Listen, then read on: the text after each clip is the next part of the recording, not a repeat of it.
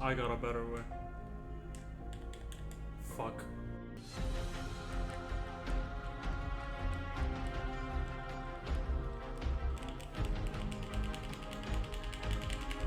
I saw this game on Steam and thought I really had to play it. The trailers looked scrumptious and the game's art style drew me in. I found the game on discount the other day and picked it up 17 hours later, and let me just say, the game is incredible. Yo!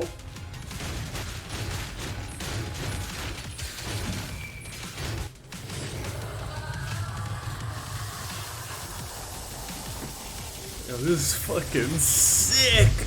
Solstice is an action hack and slash game similar to the likes of Bayonetta, Devil May Cry, and the original God of War games. And other than the genre of hack and slash, all of these games share one thing in common: the camera is dog shit.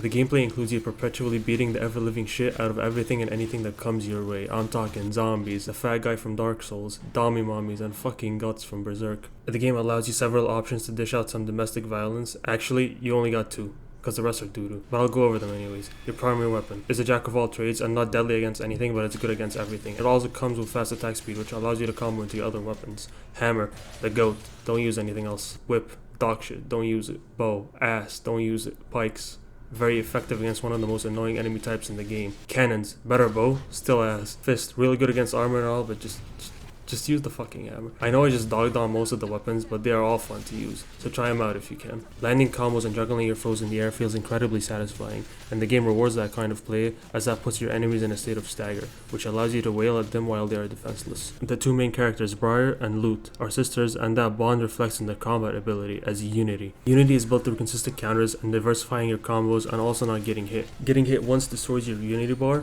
Once the bar is almost full, completely full, you have one of two options: a finisher move with any of the weapons or Rapture mode. I'll come back to Rapture mode in a bit. Now, as for the non-epic parts of combat, these red and blue fuckers. In order to do damage to them, you need to get them in the corresponding barrier type cast by Lute, which costs entropy and is particularly non-existent in the early stages of the game. This heavily slows down the fast-paced gameplay and makes the fight feel overall unfun. Solstice suffers from a major progression problem. The game rewards you with these red and blue currencies when you defeat enemies, break shit, or score high medals. Here's the thing, scoring a diamond medal, which is the highest one you can get, doesn't actually mean much, as the rewards of varying medal scores do not make it worth your while. The reward difference between the different medals is so insignificant that you realistically shouldn't bother going for higher scores. This overall makes the game feel very unrewarding and only further slows down player progression. This is coupled by the fact that defeating enemies and breaking shit doesn't reward much either. Red crystals allow you to upgrade your entropy, and when you don't have enough of it in the early game, because the game simply does not reward you enough for your efforts, you end up getting absolutely fisted by the red and blue enemy types. Thankfully, this gets better the more you advance in the game, and those enemy types start to become less of a problem. My main issue with the combat section lies in the claustrophobic areas. Certain enemy types go from pretty normal to "this is just fucking unfair." As such, the open areas are where the combat truly shines, and these areas allow you some freedom in which enemy you choose to engage first, and lets you fight to your heart's content without worrying about your entropy or the camera angle. For an indie game from a small studio, the game has an uncanny amount of polish. I did run into some small bugs here and there. Some of them were, let's just say, not fun.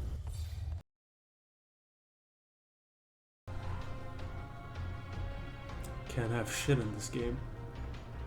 Can you come down here, my brother, please?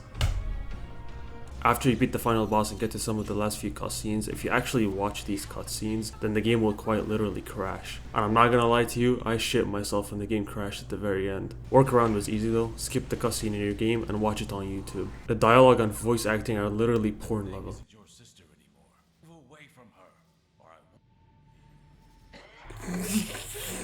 Alright, it's not that bad, but it ain't fantastic either. The story being told here is actually pretty decent, you know, up until the end.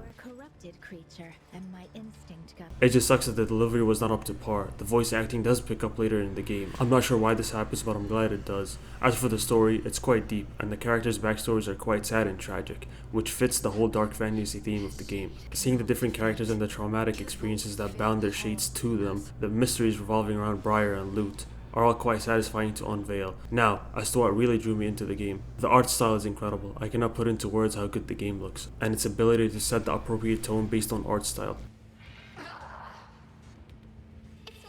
When Briar goes into Rupture mode, a little transformation cutscene plays. This makes Briar look more monstrous than the monsters themselves.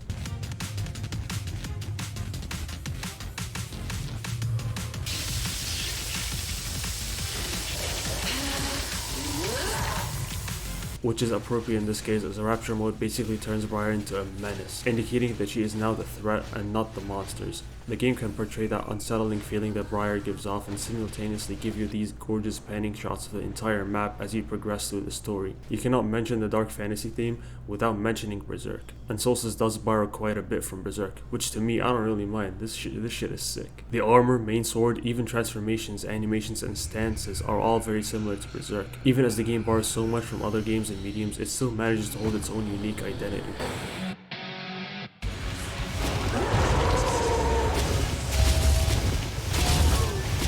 The soundtrack slaps harder than a Middle Eastern man slaps his wife. Shit straight bangs, which when paired with the action scenes makes the game overall feel hype.